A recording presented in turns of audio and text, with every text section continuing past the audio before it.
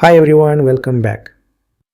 In this video, we are going to understand another very important Java best practice for real-world project development.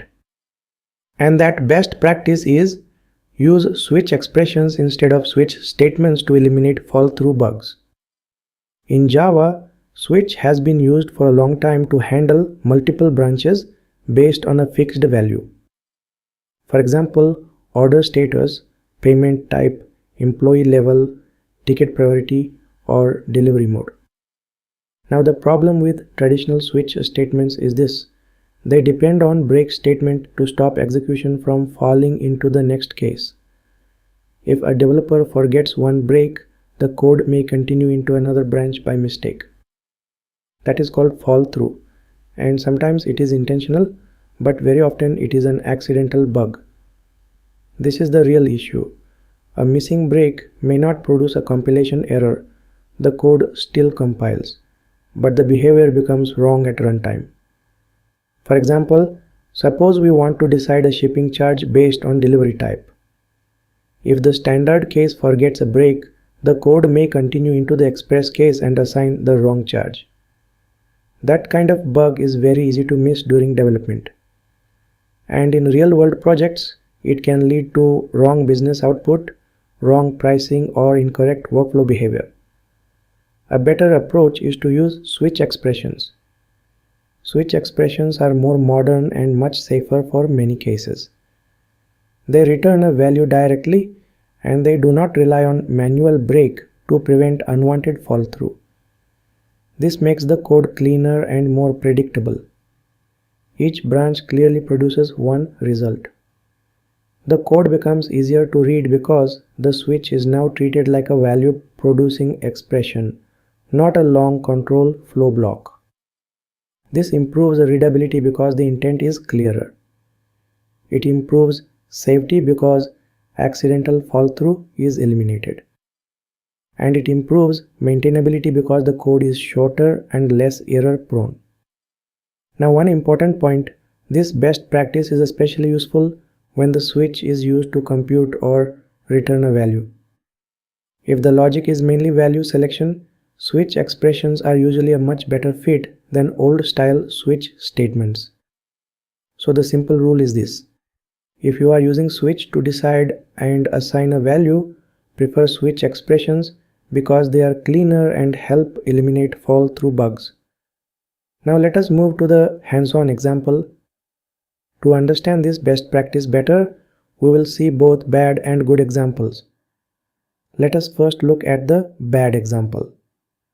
In the bad package, we have a class named delivery charge service. This class calculates delivery charges based on delivery type. That is a realistic business example because real applications often calculate charges, discounts, priorities, or messages based on one input category. Now look carefully at the code. We use a traditional switch statement with cases like standard, express, and same day. Inside each case, we assign a delivery charge. At first glance, the code looks normal, but there is one problem. In the standard case, the break statement is missing. Now because of that, when the delivery type is standard, Java enters the standard case, assigns one charge, and then immediately falls into the express case. So the final charge becomes wrong. This is exactly the classic fall-through bug. The code compiles, but the runtime behavior is incorrect. And if nobody notices the missing break, the bug can survive for a long time. Now let us look at the good example. In the good package, we use the same business case. We still calculate delivery charges based on delivery type, so the requirement is exactly the same. But this time, instead of a traditional switch statement, we use a switch expression. Now the code is much cleaner. Each delivery type directly maps to one value. Standard gives one charge. Express gives another charge.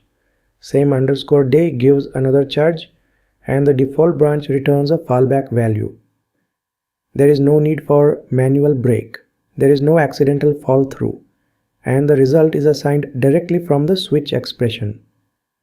This is much better because the code now expresses exactly what we want. Choose one value based on one input. That is the perfect use case for a switch expression. Now compare both versions carefully. In the bad version, the traditional switch statement is vulnerable to a missing break. That creates a fall-through bug and wrong business output. In the good version, the switch expression eliminates that risk and makes the code more concise and reliable. Now, one important practical note. If multiple cases intentionally need the same output, switch expressions also handle that very cleanly by grouping labels together. So they are not only safer, they are also often easier to write and read. This is the key takeaway. Do not use old-style switch statements by default when your real goal is to compute a value. Use switch expressions instead, so the code becomes cleaner and accidental fall-through bugs are eliminated. That makes your Java code safer, more readable, and more professional for real-world project development. Alright, that's all for this video. I will see you in the next one.